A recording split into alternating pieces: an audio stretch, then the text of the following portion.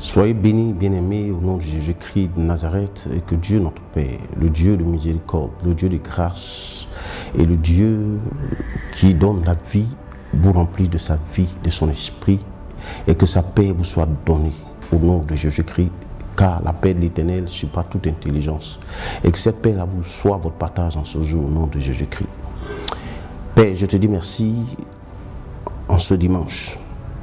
Je voudrais bénir ton nom, de ce que tu es bien voulu, ô Dieu, m'associer, Seigneur Dieu, à ton œuvre et me faire la grâce de parler de ta part. Qui suis-je, Père? Rien du tout, personne. Et je ne vaux rien, je ne peux rien, mais je puis tout par ta grâce et par ton esprit. Et ce matin, Saint-Esprit, je veux encore te faire confiance, parce que je sais que tu parleras au travers de ma bouche et tu béniras ton peuple par ta parole. Au nom de Jésus. Merci, Seigneur. Amen. Bien-aimés, nous savons, nous sommes tous conscients des événements que nous traversons en ce moment. Personne ne peut les nier, personne ne peut les contester. Nous savons qu'il y a des gens qui ont certainement perdu leurs emplois, des gens qui ont été licenciés, des gens qui ont perdu le commerce parce que c'est des denrées périssables. Nous sommes conscients de toutes ces choses. Et nous savons que le monde est troublé, les gens pleurent, les gens se lamentent. C'est tout à fait normal. Mais dans toutes ces choses, nous tenons à vous dire ceci, que dans ce genre d'événements-là, la seule chose et la seule personne qui peut nous aider, qui peut nous donner de triompher, c'est l'Éternel des armées. C'est bien l'Éternel, parce que le monde est à lui, et c'est lui seul qui en détient les secrets. Lui seul en détient les secrets, et lui seul a les moyens et les capacités de nous sortir de cette situation. Et c'est pourquoi nous allons prendre nos Bibles dans le livre de Psaumes et nous allons voir exactement ce que Dieu dit par rapport à la situation, par rapport à ce tumulte et par rapport à tous ceux qui pleurent, à tous ceux qui sont secoués, tous ceux qui sont meurtris. Nous allons voir ce que la parole de l'Éternel dit dans le Psaume 84. À partir nous allons lire le Psaume 84 et à partir du verset 6, je lis la parole de l'Éternel. Il dit: heureux ceux qui placent en toi leur appui. Ils trouvent dans leur cœur des chemins tout tracés. Lorsqu'ils traversent la vallée de Baca, il la transforme en un lieu plein de sources, et la pluie la couvre aussi de bénédictions. Au verset 8, il dit ceci: leur force augmente pendant la marche, et ils se présentent devant Dieu à Sion. Alléluia. La Bible dit: heureux ceux qui mettent en l'Éternel leur appui. Heureux ceux qui font de l'Éternel leur refuge. Heureux ceux qui mettent leur confiance non pas en un homme, non pas des organisations, non pas des structures, mais en l'Éternel lui-même. Les événements que nous vivons aujourd'hui, nous constatons que des gens se donnent la mort parce ils se disent que la vie ne vaut plus la peine d'être vécue. Puisqu'ils ont perdu soit un époux, ils ont perdu soit un enfant, qui leur est cher, un seul enfant, ils ont perdu un être cher, un père, une mère, certains ont perdu leurs emplois, certains ont perdu l'objet de leur espoir, ils l'ont perdu. Ils sont troublés, ils sont déboussolés. Et c'est certainement que tu es en train de traverser ce qu'on appelle aujourd'hui la vallée de Baca. Bien aimé, lorsqu'on parle de la vallée de Baca, c'est la vallée de la mort. La vallée de Baca, c'est la vallée de la solitude. Cette vallée-là, lorsqu'on emprunte, lorsqu'on marche dans cette vallée, on ne voit personne autour de soi. On ne rencontre personne sur ce chemin-là. on n'entend aucun bruit, une personne ne vient à notre secours.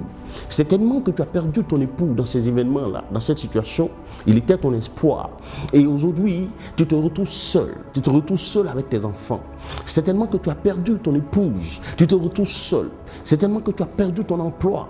Tu es déboussolé, tu te dis, mais qui viendra à mon secours? Et les amis des beaux jours, tu ne les vois plus. Tous sont disparus.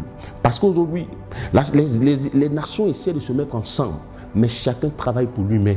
Chacun pense d'abord à sa population. Chacun se dit comment est-ce que je vais sauver mon mandat? Comment est-ce que je dois faire pour ne pas qu'après je sois lynché par mon peuple, par la population, pour éviter qu'il y ait des émeutes, des soulèvements. C'est cela la préoccupation.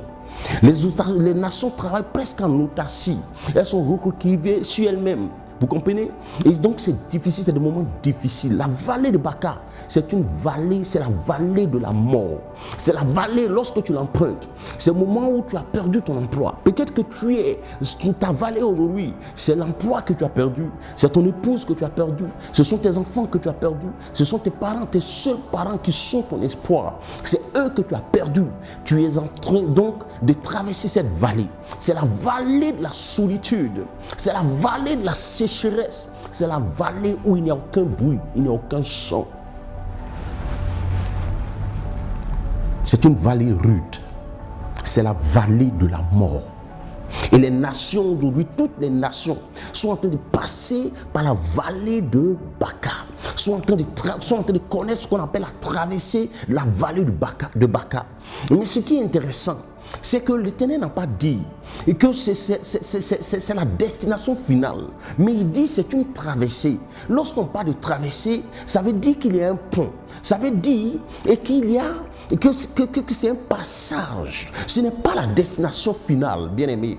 Et la Bible dit que lorsqu'on traverse cette vallée-là, là où on n'entend aucun oiseau chanter, là où on n'entend aucun bruit, là où on ne voit que le noir, là où on ne voit que le noir, la Bible dit que cette vallée est facilitée pour ceux qui ont mis à l'Éternel leur confiance, ceux qui ont fait de l'Éternel leur appui. La Bible dit qu'ils trouvent dans leur cœur des chemins tout tracés, des chemins tout faits, c'est-à-dire des opportunités que l'Éternel a préparées pour eux. L'Éternel, la Bible dit, vous comprenez, la Bible dit que ceux-là, ils trouvent dans leur cœur des chemins tout tracés, des chemins tout faits. Bien-aimés, où est donc la raison qui peut nous amener à envier le monde? Où est donc la raison qui peut nous amener, qui peut nous pousser à envier ceux qui vivent dans la dépravation, ceux qui vivent dans le vol? Qu'est-ce qui peut nous amener à les envier? Nous savons que ces moments sont difficiles. Nous savons que ces moments sont des moments de trouble. Toutes les nations, chaque nation se cherche, comme on le dit chez nous. Chaque nation pleure ses enfants. Chaque nation pleure ses élites. Les médecins succombent. Les infirmiers succombent. Les chercheurs ne s'en sortent pas. Mais la Bible dit que les nations qui vont triompher, les personnes qui vont triompher de cette situation, c'est ceux qui vont faire confiance en l'Éternel, qui feront de l'Éternel leur appui, qui feront de l'Éternel leur refuge, qui feront de l'Éternel leur secours, qui mettront en l'Éternel toutes les confiances. La Bible dit que ceux-là s'en sortiront. La vallée de Baca, c'est la vallée de la solitude. Elle est rude, la vallée de Baca. C'est la vallée de la mort. Mais lorsque nous faisons de l'Éternel notre appui, dans cette vallée, la Bible dit que non seulement il trouve des chemins tout tracés, mais la Bible dit au verset 8, il dit au verset 7, il dit, lorsqu'il traverse la vallée de Baca, il la transforme en un lieu plein de sources. Alléluia. Il la transforme, c'est-à-dire, c'est là qu'on parle du Dieu de la providence. C'est-à-dire le Dieu de la providence change la vallée de la mort en vallée de réjouissance, en vallée de joie. Parce qu'il est le maître des cieux et de la terre. Il a les moyens de transformer la mort en vie, de ramener la vie là où il y a la mort. Et la Bible dit que ceux-là, ceux qui font l'Éternel leur appui, lorsqu'ils traversent cette vallée, il la transforme en un lieu plein de sources. C'est-à-dire les véritables enfants de Dieu, ceux qui sont attachés à l'Éternel, qui marchent dans la justice, qui marchent dans l'intégrité en ce moment. C'est-à-dire que leurs affaires s'accroissent, alléluia, leurs acquis augmentent, alléluia, cela est sécurisé. Personne n'a accès à leurs acquis. Dieu les garde, Dieu les épargne, Dieu les sécurise et Dieu les élève en pleine vallée de Baca. La Bible dit qu'il la transforme. Ceux qui fondent l'Éternel leur appui, il transforme cette vallée en une vallée pleine de sources. Pleine de sources. L'Éternel dit non seulement il transforme cette vallée en un lieu plein de sources. C'est-à-dire que l'Éternel leur donne les moyens, la capacité de transformer le désert en étang. Mais en plus, la Bible dit que la pluie également descend pour couvrir leur bénédiction, pour arroser leur semence. C'est-à-dire en plein désert.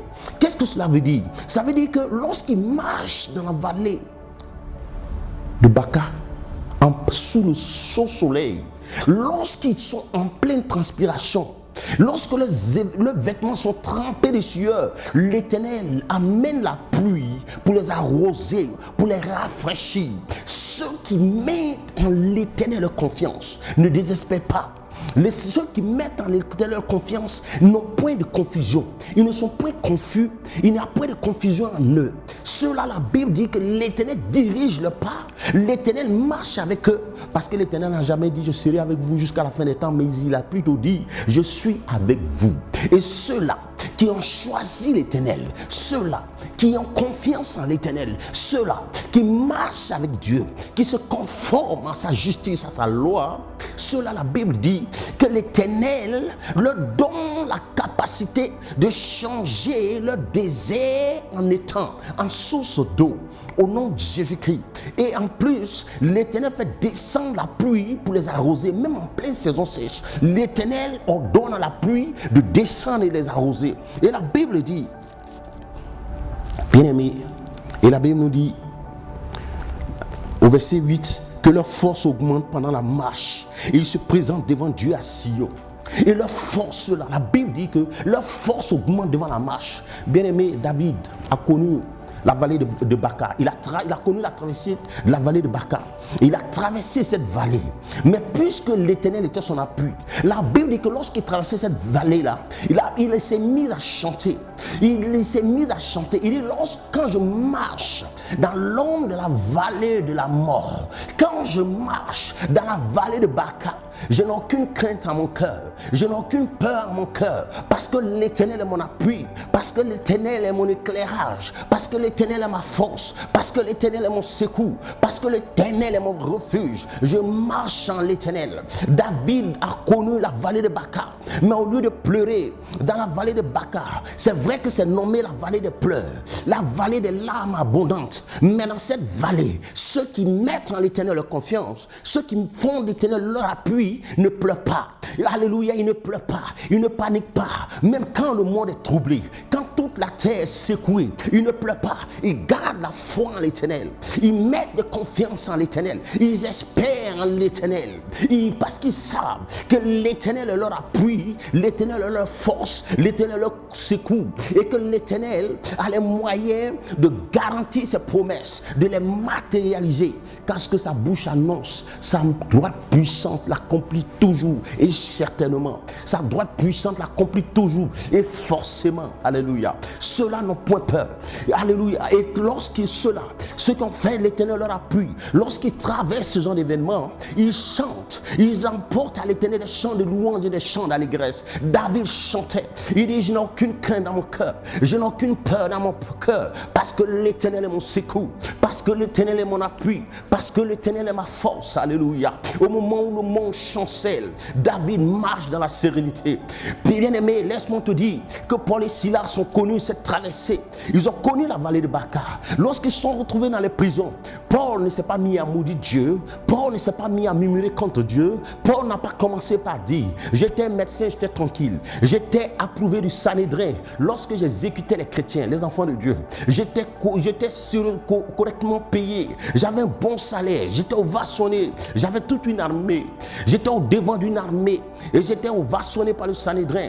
Paul n'a pas commencé par rappeler cela à l'Éternel. Mais Paul s'est rappelé. Il s'est souvenu de la loi de l'Éternel. Il s'est souvenu des promesses de l'Éternel. Il sait qu'il est écrit que la terre et les profondeurs de la terre reposent dans les mains de l'Éternel. Et il s'est souvenu donc que la prison dans laquelle il était logée dans les mains de l'Éternel. Et qu'en réalité, il était, au lieu d'être en prison, il était dans les mains de l'Éternel. Et que l'Éternel avait la possibilité de broyer cette prison, de broyer les fondements de cette prison. Et il s'est mis à chanter Dieu. Il s'est mis à louer Dieu. Il s'est mis à adorer Dieu. Il s'est mis à élever des chants d'adoration vers l'Éternel. Il s'est mis à élever des chants d'adoration vers celui qui est saint, celui qui ne passe jamais, celui qui est vivant. Il dit, à toi soit la gloire, ô Dieu des armées. Toi qui m'as fait la grâce de te connaître alors que j'étais meurtrier, alors que j'étais rejeté de la société. Tu m'as fait la grâce de te connaître, de t'avoir comme Dieu, de t'avoir comme Seigneur.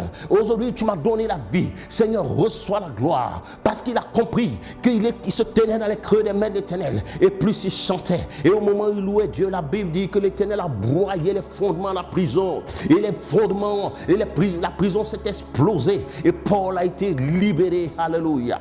Et Paul a été libéré. Paul connaît la vallée de Baca. Mais il connaît l'Éternel. Il sait que l'Éternel est son appui. Et c'est pourquoi, en connaissant ces choses, il a dit à la mort, il a regardé la mort, il a dit, tu n'es plus pour moi une malédiction, mort. Tu es pour moi un gain. Car que tu me prennes aujourd'hui ou que tu me prennes demain, de toutes les façons, tu ne fais que me précipiter dans la gloire. Que je parte aujourd'hui ou demain, toujours est-il que je ne fais que me précipiter dans la gloire.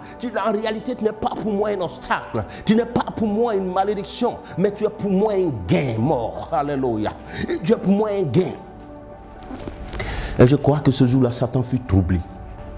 Entendre cela, bien-aimés, les fils de Dieu, les véritables adorateurs, c'est ceux qui font de l'Éternel leur appui. C'est ceux qui se conforment à la loi de Dieu.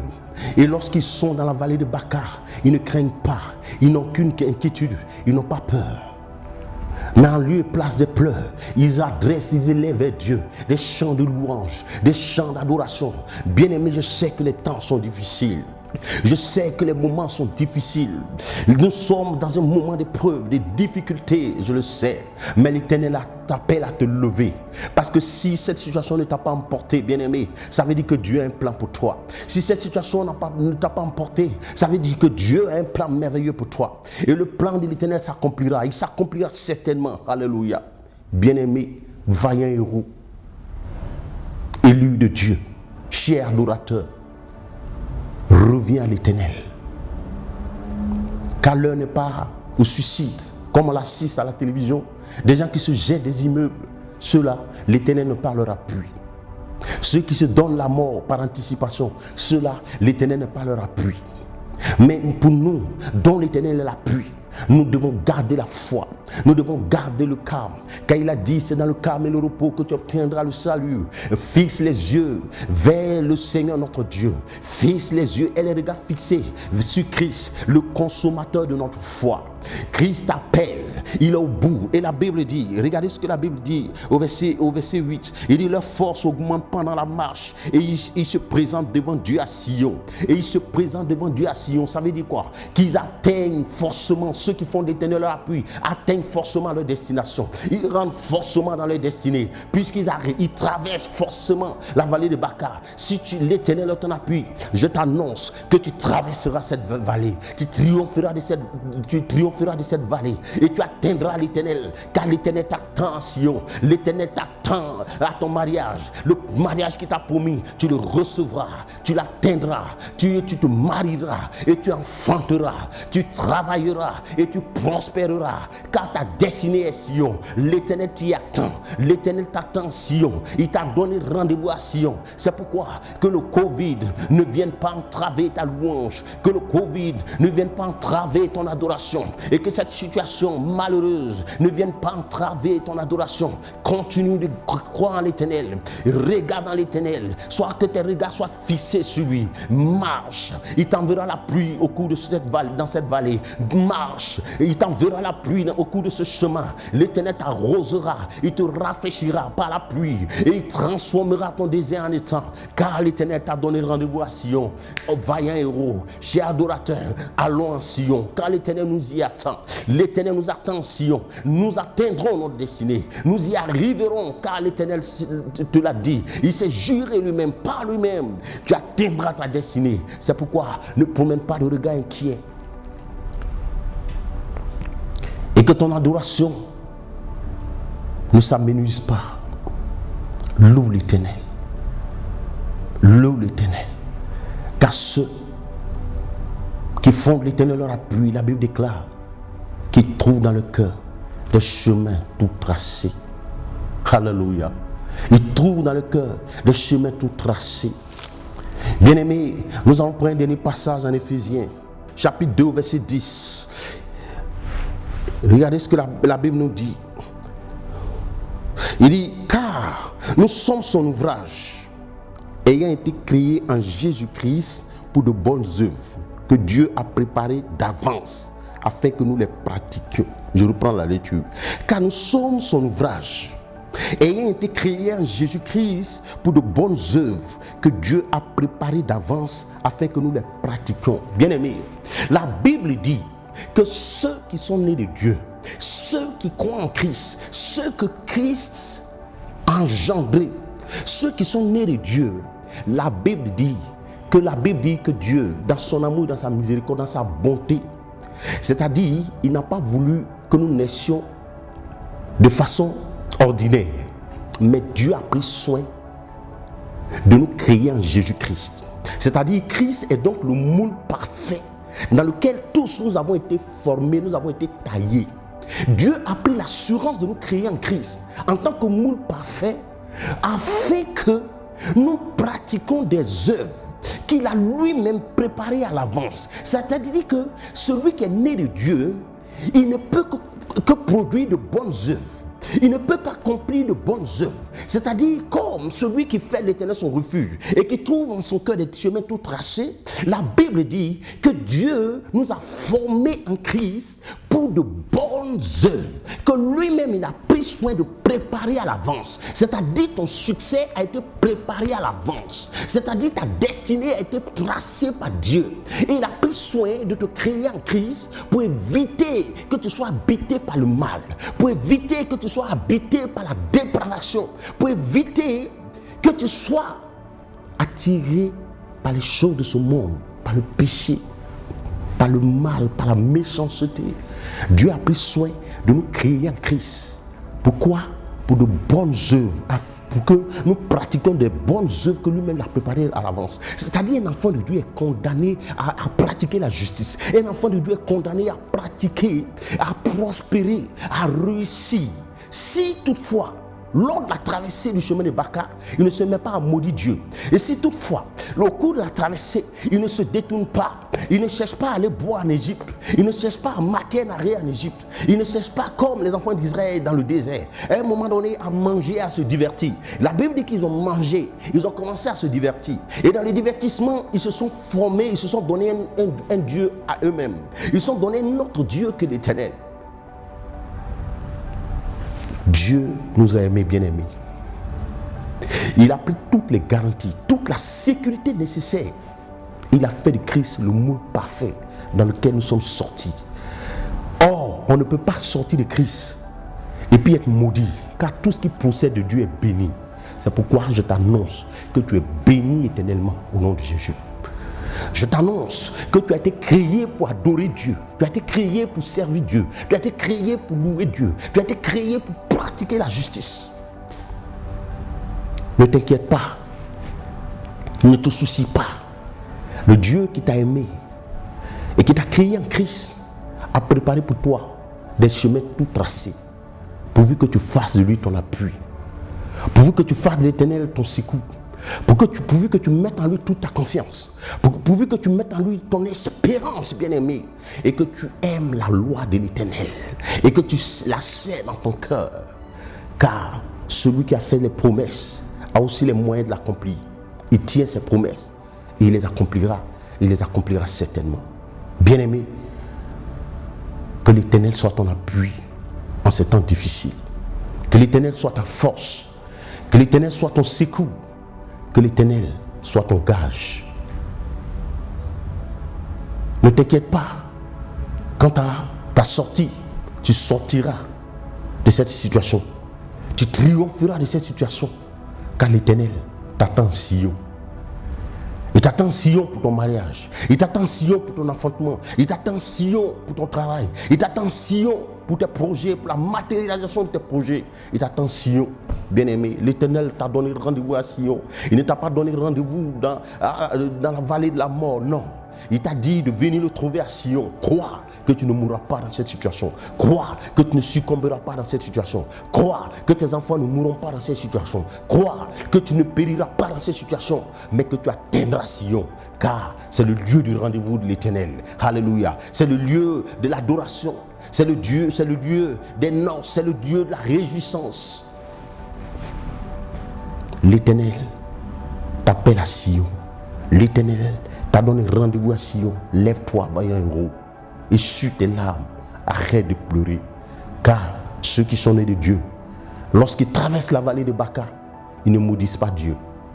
Ils ne pleurent pas. Ils ne se lamentent pas. Mais ils marchent. Parce que la Bible dit que leur force a augmenté continuellement pendant la marche. Et l'Éternel enverra la pluie pour t'arroser, pour te rafraîchir.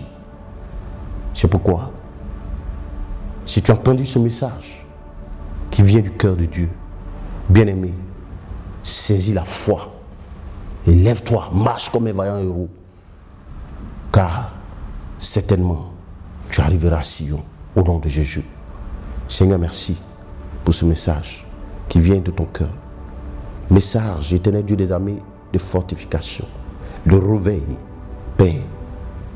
Et que ce message atteigne les cœurs et les vies.